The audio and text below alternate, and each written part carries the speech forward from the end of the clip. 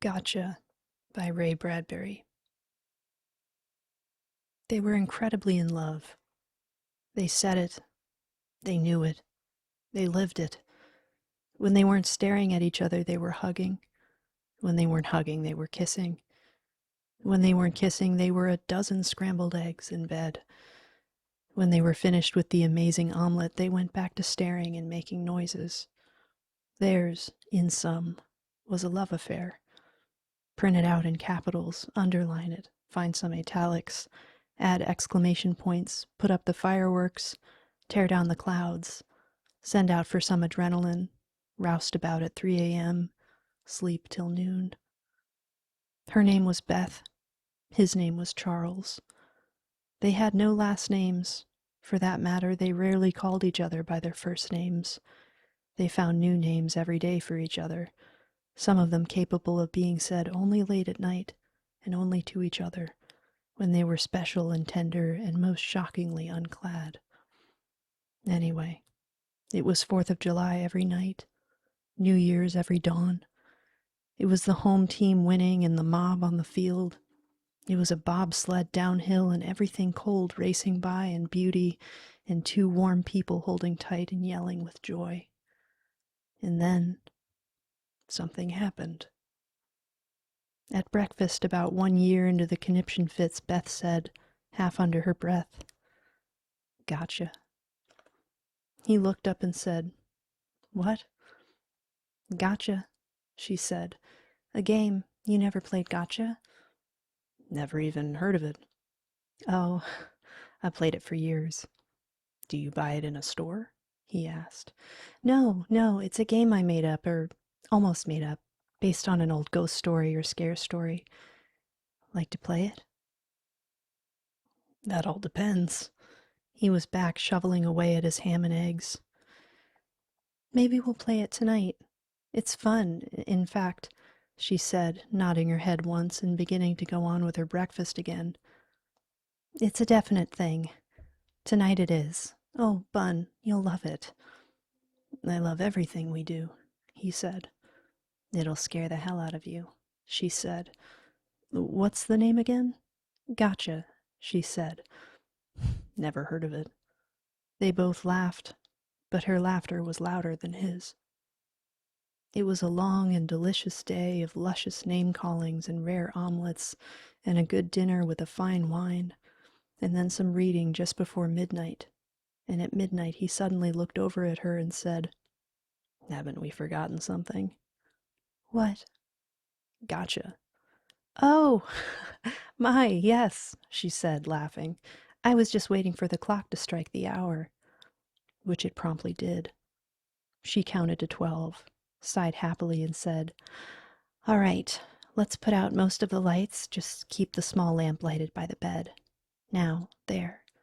She ran around putting out all the other lights, and came back and plumped up his pillow and made him lie right in the middle of the bed. "Now, you stay right there. You don't move, see? You just wait and see what happens. Okay?" "Okay," he smiled indulgently. At times like these she was a 10-year-old Girl Scout rushing about with some poisoned cookies on a grand lark. He was always ready, it seemed, to eat the cookies. "Proceed." "Now, be very quiet," she said. "No talking. Let me talk if I want. Okay?" "Okay." "Here goes," she said, and disappeared, which is to say that she sank down like the dark witch, melting, melting at the foot of the bed. She let her bones collapse softly.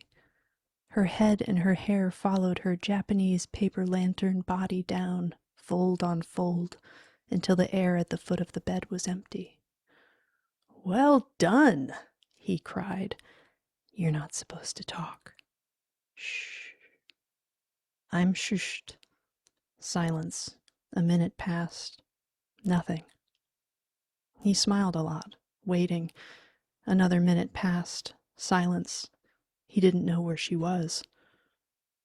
"Are you still at the foot of the bed?" he asked. "Oh, sorry." He shushed himself. Not supposed to talk. 5 minutes passed. The room seemed to get somewhat darker. He sat up a bit and fixed his pillow, and his smile got somewhat less expectant. He peered around the room. He could see the light from the bathroom shining on the wall. There was a sound like a small mouse in one far corner of the room. He looked there but could see nothing. Another minute passed. He cleared his throat. There was a whisper from the bathroom door, down near the floor. He glanced that way and grinned and waited. Nothing.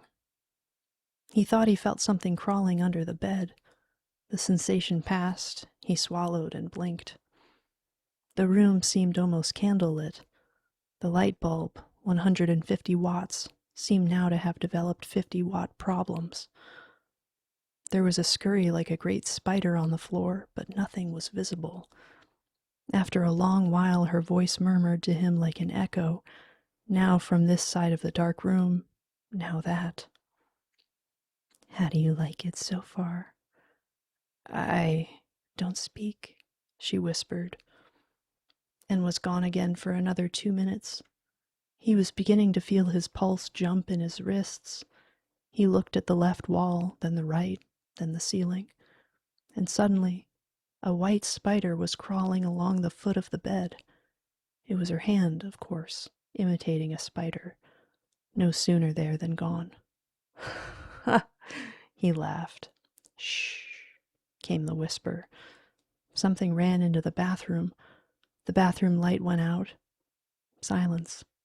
There was only the small light in the bedroom now. A faint rim of perspiration appeared on his brow. He sat wondering why they were doing this. A clawing hand snatched up on the far right-left side of the bed, gesticulated and vanished. The watch ticked on his wrist. Another 5 minutes must have gone by. His breathing was long and somewhat painful, though he couldn't figure why. A small frown gathered in the furrow between his eyes and did not go away. His fingers moved on the quilt all to themselves, as if trying to get away from him. A claw appeared on the right side. No, it hadn't been there at all. Or had it? Something stirred in the closet directly across the room. The door slowly opened upon darkness. Whether something went in at that moment or was already there, waiting to come out, he could not say. The door now opened upon an abyss that was as deep as the spaces between the stars. A few dark shadows of coats hung inside, like disembodied people. There was a running of feet in the bathroom. There was a scurry of cat feet by the window. He sat up. He licked his lips. He almost said something. He shook his head.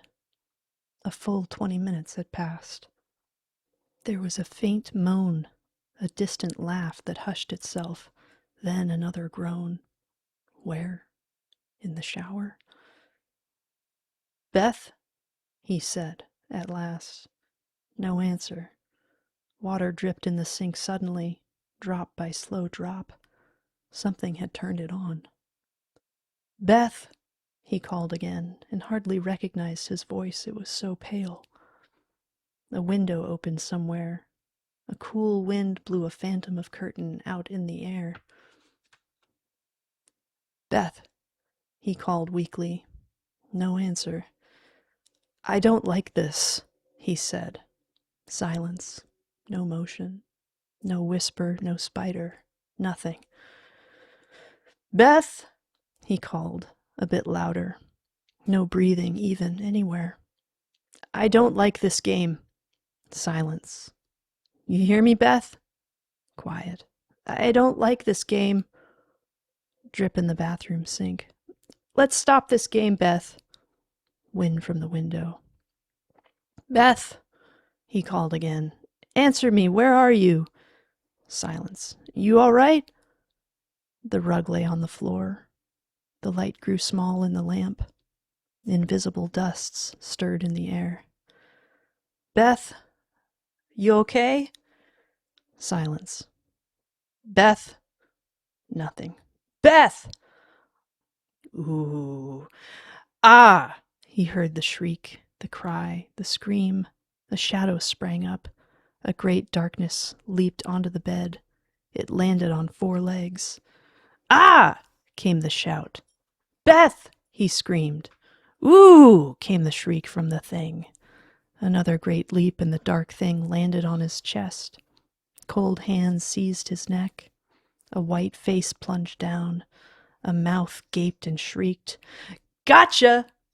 Beth!" he cried, and flailed and wallowed and turned, but it clung to him and looked down, and the face was white, and the eyes raved wide, and the nostrils flared, and the big bloom of dark hair in a flurry above fell down in a storm wind, and the hands clawing at his neck, and the air breathed out of that mouth and nostrils as cold as polar wind, and the weight of the thing on his chest light but heavy, thistle down but an anvil crushing, and him thrashing to be free, but his arms pinned by the fragile legs and the face, peering down at him so full of evil glee, so brimful of malevolence, so beyond this world and in another so alien, so strange, so never seen before that he had to shriek again.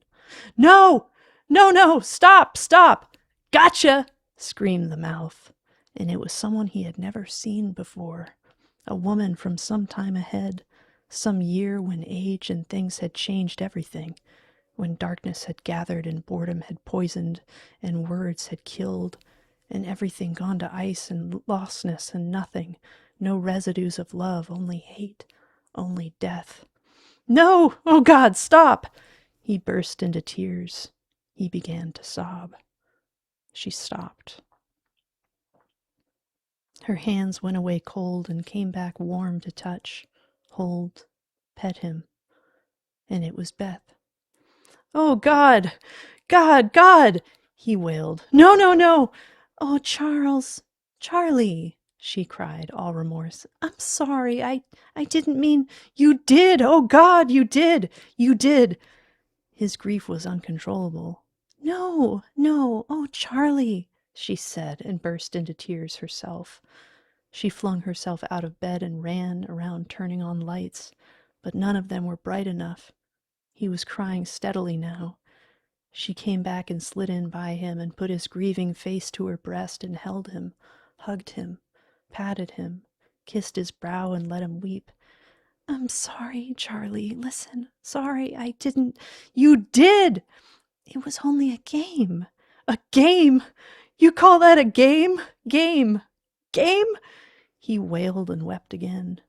And finally, at last, his crying stopped and he lay against her and she was warm and sister, mother, friend, lover again. His heart, which had crashed, now moved to some near calm. His pulses stopped fluttering. The constriction around his chest let go. "Oh, Beth, Beth," he wailed softly. "Charlie," she apologized, her eyes shut. "Don't ever do that again." "I won't. Promise you'll never do that again," he said, hiccuping. "I swear. I promise." "You were gone, Beth. That wasn't you." "I promise. I swear, Charlie." "All right," he said. "Am I forgiven, Charlie?" He lay a long while, and at last nodded, as if it had taken some hard thinking.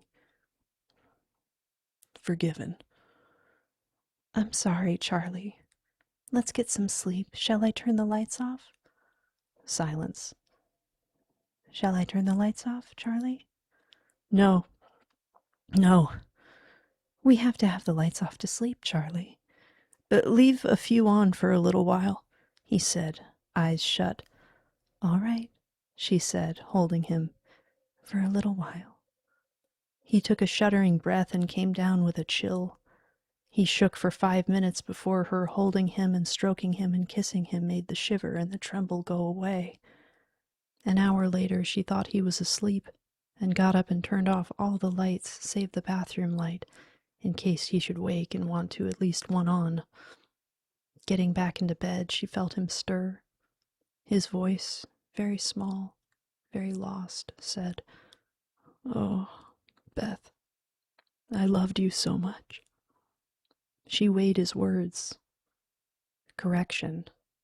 You love me so much. I love you so much, he said. It took her an hour, staring at the ceiling, to go to sleep. The next morning at breakfast, he buttered his toast and looked at her. She sat, calmly munching her bacon. She caught his glance and grinned at him. Beth, he said. What? She asked. How could he tell her? Something in him was cold. The bedroom, even in the morning sun, seemed smaller, darker. The bacon was burned, the toast was black, the coffee had a strange and alien flavor. She looked very pale. He could feel his heart, like a tired fist, pounding dimly against some locked door somewhere. He said. We. How could he tell her that suddenly he was afraid? Suddenly he sensed that this was the beginning of the end, and beyond the end there would never be anyone to go to anywhere at any time. No one in all the world. Nothing, he said. 5 minutes later she asked, looking at her crumpled eggs. Charles, do you want to play the game tonight?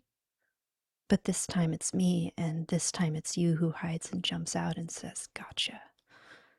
He waited because he could not breathe. No. He did not want to know that part of himself. Tears sprang to his eyes. Oh no, he said.